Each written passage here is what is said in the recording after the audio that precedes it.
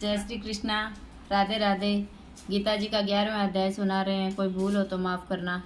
अर्जुन ने कहा, हे भगवान, मुझ पर कृपा करके अत्यंत गुप्त आध्यात्मिक विषयक वचन को आपने कहे, उनमें से मेरा मोह दूर हो गया। हे कमल नेत्र, मैंने जीवों की उत्पत्ति और नाश का कारण और आपका अक्षय महत्तम आपके मुख खारविंद से विस्तार पूर्वक सुना है। पुरुषोत्तम, आपने जैसा अपना वर्णन किया वह आपका रूप देखने की मेरी इच्छा है। ये योगेश्वर मधुसूदन, आप यदि मुझे उसको देखने योग्य समझे तो आप अपना वह अव्यय रूप मुझे दिखलाइए। इसलिए भगवान ने कहा, हे पार्थ, नाना प्रकार के, नाना वर्णों के और नाना आकार में मेरे सत सहस्त्र दिव्य रूपों को देख। हे भारत, तू वसु, रुद्र, अश्वनी कुमार, मृदुगण और पहले कभी न देखे थे ऐसे आश्चर्य देखो। एक गुणा के सरासर सहित यह जगत देखो तथा और जो कुछ देखना चाहो यहाँ मेरी देह में देख लो, परंतु इन नेत्रों में से मुझे नहीं देख सकोगे, इसलिए मैं तुमको दिव्य नेत्र देता हूँ, उनसे मेरा दिव्य रूप देखो। संजय ने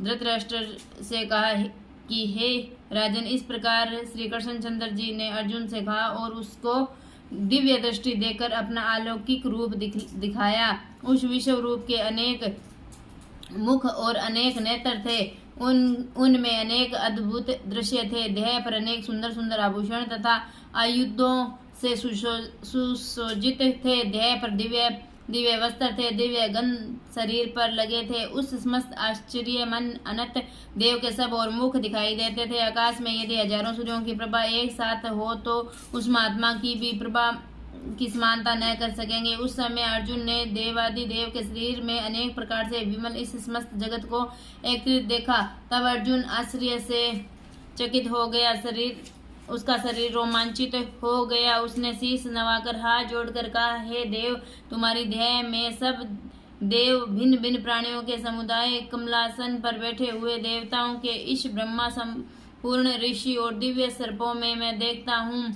हे विश्वेश्वर, तुम्हारे अनेक भुजा, अनेक उदर, अनेक मुख, अनेक नेत्र, तुम्हारा रूप अनंत है। तुम्हारे अनंत तथा आदि को नहीं देखता, किंतु समस्त विश्व में तुम्हारा ही रूप देखता हूँ। तुमको किरीट युक्त गदा चक्र धारे, चारों ओर से देदीप्यमान तेजोराशि श्रवण चमकते हुए अग्नि तथा सूर्य की भांति प्रकाशवान दुर्भिक्ष और अपरंपार देख रहा हूँ। मेरे मत से तुम ही ब्रह्मा जानने की वस्तु, विश्व के महान आधार, नित्य सनातन धर्म के रक्षित पुराण पुरुष हो।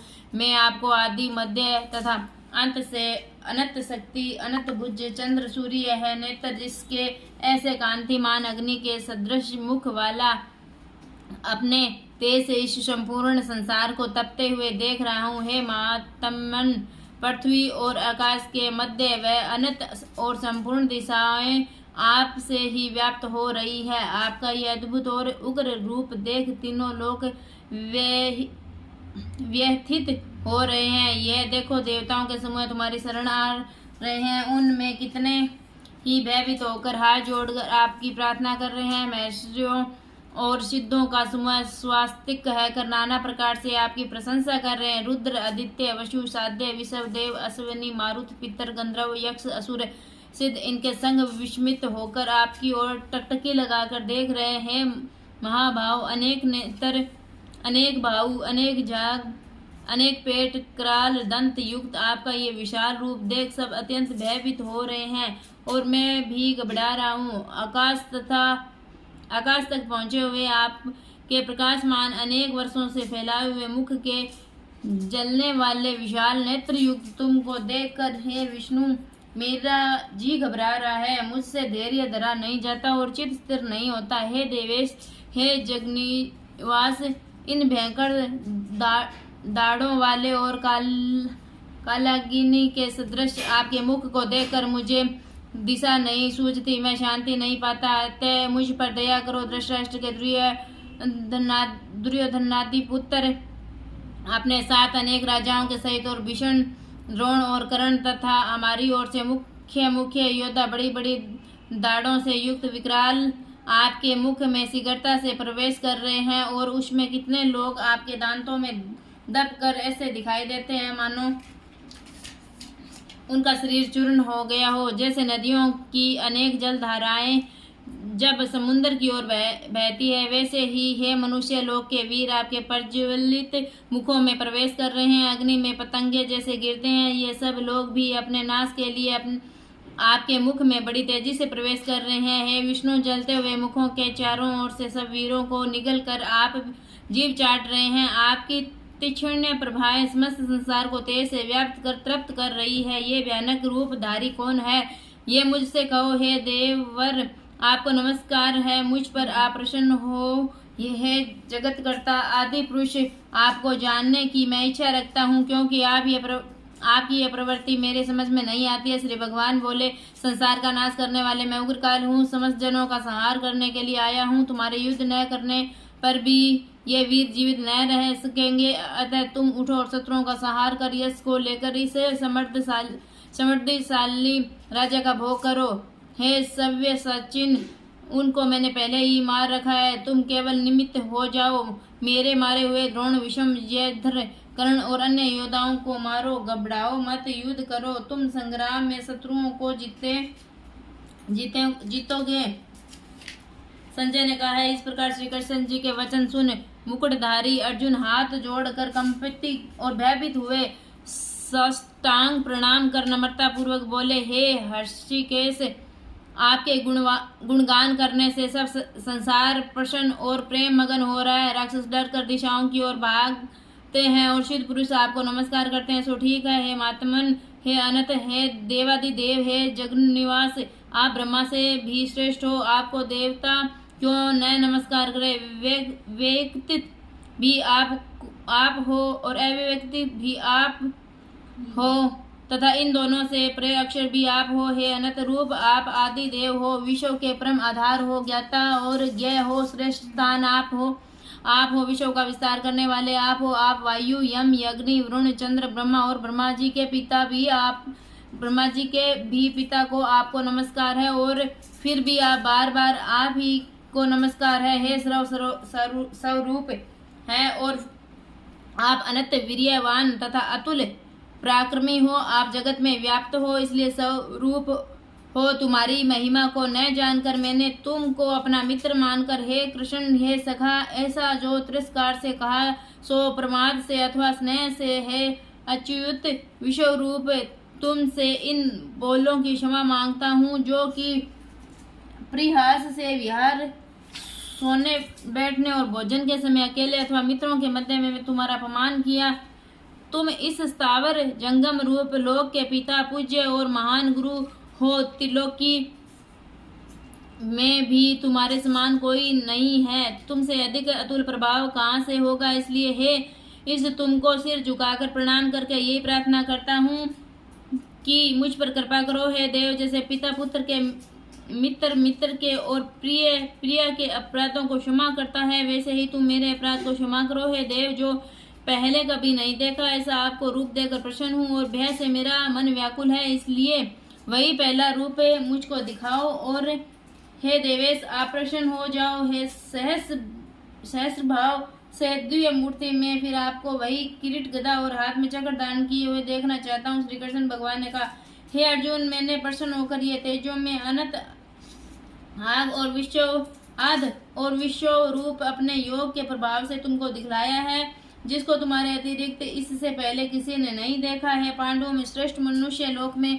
तुम्हारे सिवाय कोई वेदों के ध्यान, अग्निहोत्रादिक और घोर तपों को करके भी यह रूप धारण किए मुझको नहीं देख सकता। मेरा ऐसा भयानक रूप देख तुम व्याकुल और मुड़ न हो, भय त्याग प्रसन्नचित होकर फिर तुम मेरा वही रूप देखो। संजय ने कहा, श्री कृष्ण जी ने फिर अपना चतुर्भुज रूप दिखलाया और सौम्य रूप धारण कर लिया। उस महात्मा ने अर्जुन को जो भयभीत या धीरज बंधाया। अर्जुन ने कहा, हे जनार्दन, आपके सौम्य दिव्य मंगल रूप को देखकर अब मैं प्रसन्नचित हो स्वस्थता को प्राप्त हुआ हूँ। श्री कृष्ण जी बोले, हे अर्जुन, मेरा यह विश्व रूप तुमने देखा है, इसका दर्शन संभव नहीं है। देवता भी इस रूप के दर्शन की आकांक्षा करते हैं। अर्जुन, जैसे मेरा रूप तुमने देखा है, ऐसे ही रूप वेदयन तप दान यज्ञादिक क्रम द्वारा देखना भी असंभव है। हे अर्जुन, हे प्रतंप,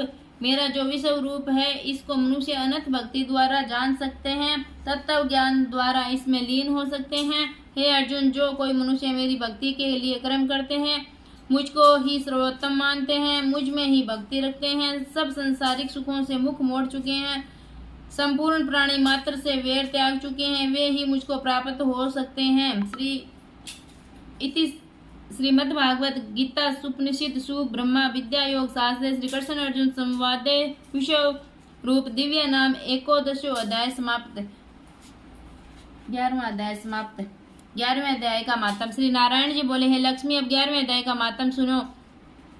तुंगभद्र नामक नगर था जिसके राजा का नाम सुखानंद था।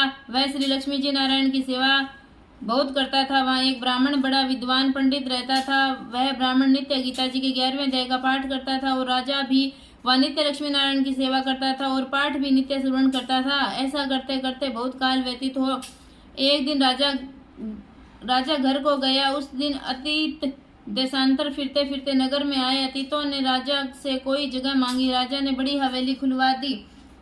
जहाँ अतीत उतरे राजा ने सीधा दिया रसोई कर। अतीत बड़े प्रसन्न हुए और अमृत ले के राजा उनके दर्शन को गया। राजा का बेटा भी साथ गया। कई भरते साथ थे।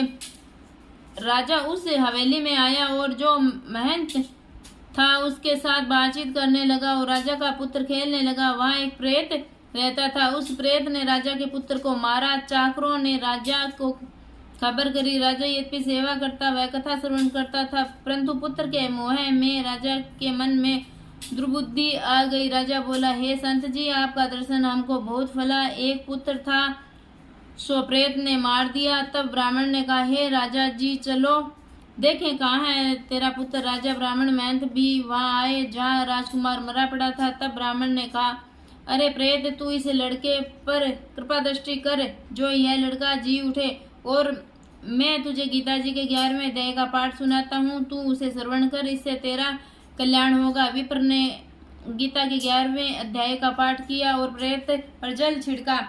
तत्काल प्रेत की योनि से छूटकर देव जय पाई और राजा का पुत्र उठकर सावधान हुआ।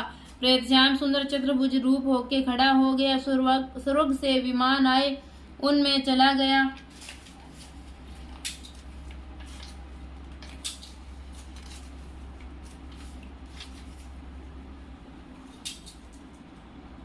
ग्यारहवें अध्याय का मातम समाप्त। जय श्री कृष्णा। राधे राधे।